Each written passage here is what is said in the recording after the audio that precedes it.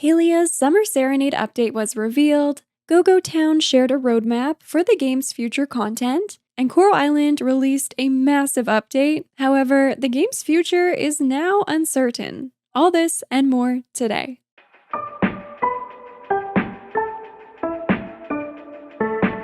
Hello friends, welcome back to my channel. I'm Sarah Sunstone, bringing you the latest gaming news with Sunnyside Up. Today is July 29th, 2024, so let's get started with our first major headline. Palia announced their next big patch, version 0.182, called the Summer Serenade Update. This announcement was accompanied by a fresh trailer teasing the new upcoming features, including home tour visits, custom nameplates, summer furniture, a new premium pet, a gorgeous conservatory building, and a new Sailor Moon-esque outfit. Plus, lo-fi jukeboxes and a feature called Style on the Go. Get ready to soak up the sun this week when the Summer Serenade update drops across available platforms on July 30th. Moonstone Island announced their upcoming cooking update, which is coming to Nintendo Switch and PC this week on July 31st. This update will include new kitchen furniture, crafting stations, decorations, plenty of recipes, new dish-based quests to complete, and 4 new spirits. My favorite has to be Elaplant. But what about you? Alongside this update, a major Nintendo Switch patch will be released with a focus on bug fixes. Plus, an optional cooking-themed DLC will be available called Chef's Kiss, which includes a number of decorations and a home exterior. To be clear, this paid DLC is cosmetic only, and all players will be able to cook with the free update regardless of whether or not they own the DLC. A little to the left announced a physical edition exclusively for the Nintendo Switch called the Extra Tidy Edition. This version of the game includes both expansions, cupboards and drawers, and scene stars, plus over 20 additional seasonal puzzles. This means that there are over 160 household-themed puzzles, all neatly packed onto one Nintendo Switch cartridge. So if you're a fan of owning your games physically and having all expansions included on the cartridge itself, this is the perfect time to snatch up the complete Extra Tidy edition of A Little to the Left, which is available to pre-order from retailers and will be releasing on October 18th. Party Animals announced an adorably perfect collaboration with LIRIK, offering 3 brand new cat skins, available completely for free. All you have to do is redeem the code LIRIK, spelled L-I-R-I-K, in your game, and you'll instantly receive all 3 new fluffy friends. I think these kittens are just the sweetest, so I was sure to snatch them up myself right away. Now it's time for our next major headline. Go-Go Town shared an updated roadmap for the remainder of 2024, revealing a wide variety of features planned for the game's future. Up next, players can look forward to a minor update with an ETA of this week, which will include additional modes of transportation, worker AI updates, general bug fixes, and performance improvements. Another minor update will follow mid-August with a focus on Steam Deck improvements, new terraforming tiles, and worker AI updates. Moving into late August, we can look forward to the game's first major update, offering town expansion features which will allow a new layer of world building. There will also be new customization options and tourist transportation available, plus control over the industry zone sizes and locations. The team further teased the freeway and plants and park town sets to be included in this update, which will also introduce subways and new player cosmetics. We should expect to receive solid delivery dates for this update to come within the next week or two, so stay tuned. According to the roadmap, Go-Go Town's second major update is planned for October, featuring a mysterious crossover, new recipes, clothing, decorations, and a new vehicle. Other features were also noted that are on the team's overall radar, including player houses, garages for vehicle management, player pets, building upgrades, festivals, and more. Please keep in mind that this roadmap is subject to change and will continue to be refined over time to better reflect community feedback and development priorities. But from what we're seeing here, the future of Go-Go Town is looking very bright and exciting. Cozy Caravan released 2 more mini content updates. First, the Gothic-themed Caravan customization pack, including Gothic adornments along with new interior and exterior colors. Next, a Nightshade outfit pack was released to match these Caravan styles, which is available at the guild representative. Plus, 2 new animals have been added for players to choose from, the highly requested lop-eared bunny and the game's first playable reptile, the gecko. Further, the team shared that they will be shifting from weekly updates to bi-weekly. However, they want to be clear that this isn't about reducing the amount of new content, but rather the opposite. The current frequency of smaller updates has been detracting from the team's available resources to create new content. So by shifting to this new bi-weekly update schedule, they plan to have a more efficient and smooth workflow. I think this makes perfect sense and sounds like a great idea to me, as fun as it's been to have weekly news updates from the team thus far. Magical Delicacy dispatched a small update on Steam post-launch with a focus on balancing quality of life additions, and bug fixes. This includes increased storage and inventory capacity, and some nondescript markings to the map, which should help with directions. The developer shared that although one of their main ideas for the game was to allow you to find your way through the twisted world and discover things on your own, they understand that this can sometimes take away from reaching your in-game objectives. Therefore, some changes have been made in the early hours of the game to make this easier. I'm personally happy to hear this and would love to experience it myself, because while I loved the exploration and sense of discovery in the game, I did find myself a little confused with the world map and my attempts at wayfinding. So it's great to see how receptive to feedback the developer is already. Now it's time for our final major headline, and buckle up because we have a lot to discuss here. Coral Island's story finale Land and Sea 1.1 update released early last week, which was incredibly well received because it is truly outstanding. There is an immense amount of new content packed into this update, including a new savanna biome, advanced caves for mining, flashy town attractions, an entire underwater farm, hangout and dating mechanics, extensive new main story quest lines, town rank S projects, and so much more.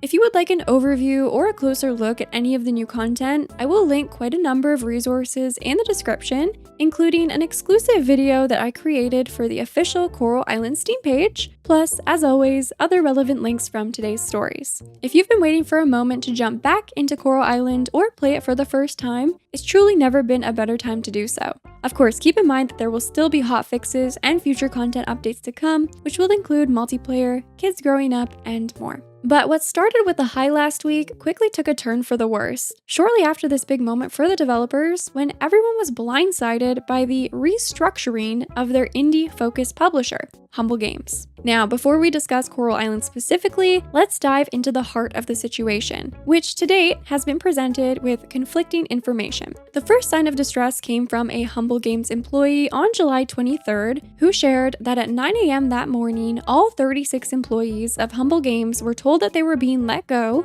and that the company was shutting down. At that point, Humble Games themselves hadn't issued a statement, but one soon followed before 2 o'clock in the afternoon that same day. The statement reads as follows. In these challenging economic times for indie game publishing, Humble Games has made the difficult but necessary decision to restructure our operations. This decision was not made lightly. It involved much deliberation and careful thought, with the goal of ensuring the stability and support of our developers and ongoing projects. Additionally, the restructuring of operations at Humble Games will have no impact on operations at Humble Bundle. As a side note, Humble Bundle is a digital storefront for video games, which frequently offers collections of games for sale with a portion of the price going towards charity and the rest split between the game's developers.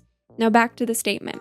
We are acutely aware of the profound impact this decision has on our team members at Humble Games and deeply empathize with everyone affected. Our team's contributions have been world-class and invaluable, supporting the launch of our game since we started publishing in 2017. We are committed to navigating this transition with as much empathy and understanding as possible. Supporting our development partners and assisting former team members remains our top priority. We are committed to making this transition as smooth as possible for everyone involved. Thank you for your support and compassion during this challenging period. It is deeply appreciated.